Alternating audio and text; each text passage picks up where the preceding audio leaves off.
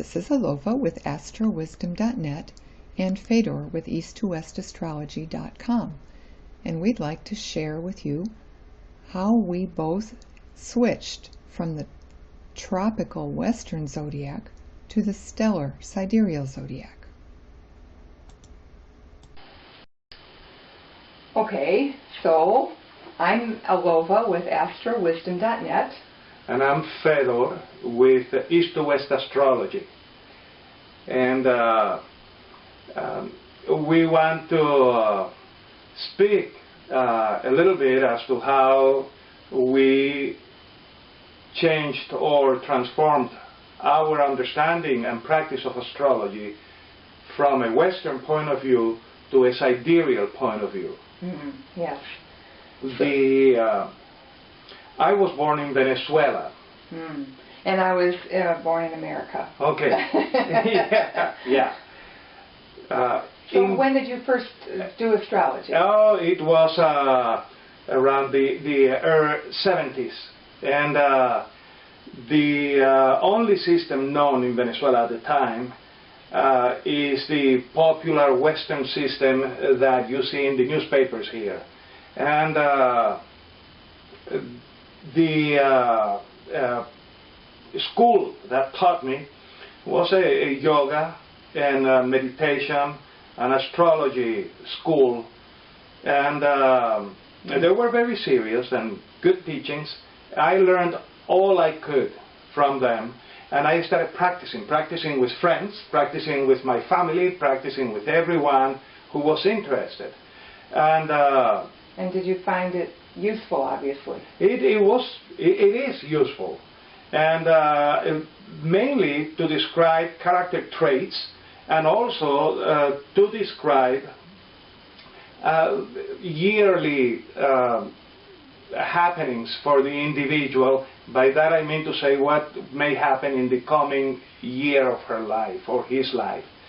I found people very interested in anything I had to say, to the point that at times they were taking my words as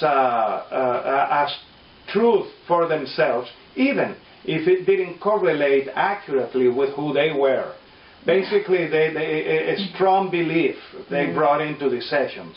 You mean a belief that whatever was told to them was true? Exactly, exactly. And I continued to study more and practice more to refine it, but there were areas that didn't satisfy me. Mainly two. One of them had to do with the predictions that I saw them not as sharp as they could be, and the other one had to do with the fact that the planets in the sky did not correspond to what the almanac, or we call it ephemeris, showed in astrology. In astrology, yes. Yeah. So if astrology is based on the position of the planets in the constellation in the sky, there was a gap there that nothing was explaining it. Yes. Yeah. Yeah, I understand. Yeah. And so what happened? Well, eventually I came to live in the States. That was in the late 70s, early 80s. And I come to know of Chakrapani Ulal, who Muktananda brought from India, and his system of astrology is based, is sidereal in nature. Is based on the actual position of the planets in the sky. Yeah. And so did you have a reading from him? Yes, I got a couple of readings, and then I had the opportunity. What were they like? Oh, it was mind-blowing. It was I never seen such an accuracy in astrology. It was very predictive in nature. He was able to not only detail my history, but also describe where I was in my life at the time, and describe also in details my future years at the time. Also, he was able to pinpoint character issues of mine that were, I mean, sometimes even not clearly known to me. And he was able to explain it in ways that resonated deeply with who I am. Mm. Yeah. Mm. So tell me about what happened after you left Venezuela. I came to the States, and Muktananda was at the time in Miami, and with him was his astrologer he brought from India, Chakrapani Ulal, who was literally the first well-known Vedic astrologer here in America. And I had the opportunity to have a reading with him, two as a matter of fact. And he was, I would say, amazing, but I realized that amazing means that the strategies, techniques that he was using were very accurate. And it was based on the Vedic stellar astrology system. I also had the opportunity to translate some of the readings he did. For instance, my mother didn't speak English, and I had to act as an interpreter. And Chakrapani was generous enough to share much information with me at the time and get me some books on Vedic astrology, etc. Yeah. So what was your experience when you had your own reading with him? It was amazing because he was so accurate in things that had happened in my life, what was going on at that time, and also he predicted many things that have come to happen since. For instance, did it resonate with you? It did resonate. Did he explain anything that Western astrology hadn't explained so far? Yes, especially regarding the planetary cycles. Oh. Yeah, how my life was developing, unfolding is a better word, and it coincided. It's not a coincidence, but let's use that word. Exactly with what he predicted. And so that taught me that the technique, the Vedic astrology is an accurate system. And also he's using a stellar system which the planets are in the exact correspondence, in the exact constellation. Not as in the Western system where they are calculated in a different way. This is actually stellar and takes in consideration many other minor constellations, sub-constellations, let's call them, that we don't use here in the West. So all in all, I was convinced, and I continued to study it, and here I am. I'm still doing it. Yeah. Yes, those small constellations can't be used with the tropical zodiac because those small constellations are really stars. Yes. We'll do another video about that sometime in the future. Yes. But tell me about yourself. How did you come into astrology and develop into who you are? Okay. Well, I learned astrology when I was 17. A friend of mine taught me some things, and I started reading some books, and I found that within a few months, I was able to look at a chart and I could read. I understood what it meant, and it was accurate. Coming from a scientific background, I have degrees in chemistry and physics.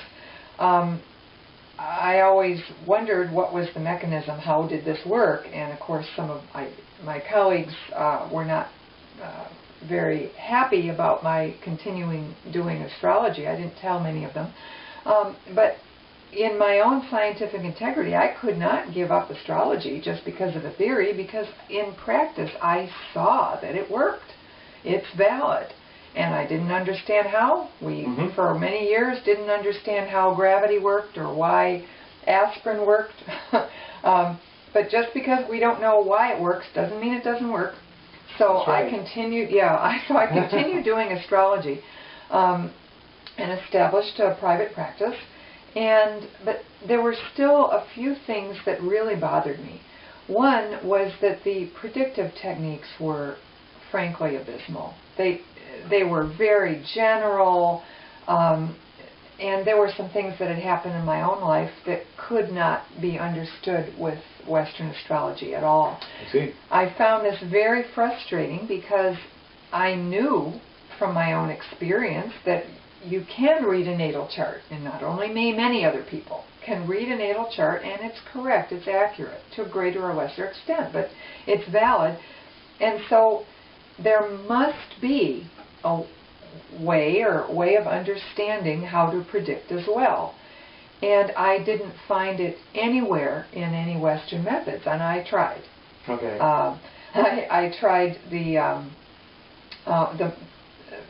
main predictive technique that's used in Western astrology is the solar progression. I tried that and other methods, and I found them to be vague, general. And the other thing is that they all depend on knowing the exact time of a person's birth. True. Which there's no way to check. You can't find out. I knew from working in a hospital that in the West, most birth times are not recorded to the nearest minute. Sometimes they're not. The time of birth is not recorded at all. In France, that has for centuries decreed that the times ought to be recorded, or at least for decades. Most of the birth times that the researcher Michel Gauquelin used were only recorded to the nearest hour. If you only have the birth time to the nearest hour, you can't make predictions according to any of these methods. And there are fancy techniques called directions and all sorts of different techniques that Western astrologers have tried to use to make predictions, and in my experience, none of them work. None of them work well. And so I was very frustrated by that because I knew there had to be something. So I found myself in India, and I thought, well, let me learn something of Vedic astrology. So I bought some books, and I learned about Vedic astrology. I calculated all the charts by hand. I used both simultaneously. When I would do a chart for people, I would construct the chart in both sidereal and tropical zodiac. And I found, I felt a little awkward about it, but I found that the sidereal zodiac was definitely more accurate than the tropical. And being a scientist, to test this out, I had a charting program that you can run the chart in both sidereal and then again in tropical. And it has a report built in that the computer generates. This is not any personal bias in it. It's written by a very good astrologer named Gina Ronco, and it's called the Cosmo Report. And it comes with my charting software from Kepler and Sirius. And so what I did was I would print out someone's report in both sidereal zodiac and tropical zodiac. And I gave people both of the reports. These were non-astrologers, so they didn't know what was the difference between the two, and said, tell me what is the accuracy of these. And they were pleased with the accuracy of the tropical zodiac. They said, oh, this is very good. This is about 70-75% accurate. That's pretty good for a computer program. Mm-hmm. And when they read the same computer-generated report with the sidereal zodiac, they said, oh, this is 90-95% accurate on the whole. And of course there are some paragraphs in the reports that are the same because the angles between the planets are the same, the houses of the planets are the same, whether you use sidereal or tropical, as you know. So I did this with 20-30 different people, and every single person without exception has said that the sidereal zodiac report is significantly more accurate. Mm-hmm. There were also some things in my own chart, as I mentioned, that don't show up, and events in my life that didn't show up with anything in the tropical zodiac or the Western predictive methods. And I found correspondences in using the sidereal zodiac and with some of the Vedic predictive methods, as you did. Yes. So I finally dropped I don't do a tropical chart anymore. Do you still use the tropical aspect? Yes, and in fact the aspects, that is the angles between the planets, those don't depend at all on the zodiac. Those are exactly the same whether you're using sidereal or tropical. Yes. So I found I still use those because I took what worked from the Western methods, and I then took what worked from the Eastern methods. Yeah. And then what really amazed me and got me on an even stronger path is that one day I found myself turning into an astrology bookstore when I was in Chennai, Madras, and I found there books by K.S. Krishnamurti, and he was able to predict events to the minute. And I was quite shocked. And I was suspicious, of course. I looked, He also had found a way of rectifying the birth time that did not depend on one of the predictive methods. Mm-hmm. And in fact, K.S. Krishnamurti had gone through exactly what you and I went through. It's just that he went through the Vedic system first. He learned Vedic astrology, and he came to the conclusion that Vedic astrology has some validity, but the predictive methods didn't work. One of the things he used to say is that in the Vedic system, 1 out of every 400 people is supposed to be a king, which of course doesn't happen. And so he turned and learned Western astrology second. And he found, just like we have, that there are parts of the Vedic system that work better and parts of the Western system that work better.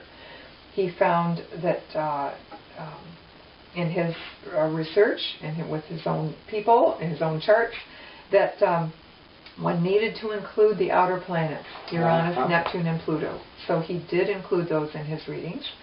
He also found that the aspects should be calculated exactly, and a couple of other things that he recommends we do according to the Western way.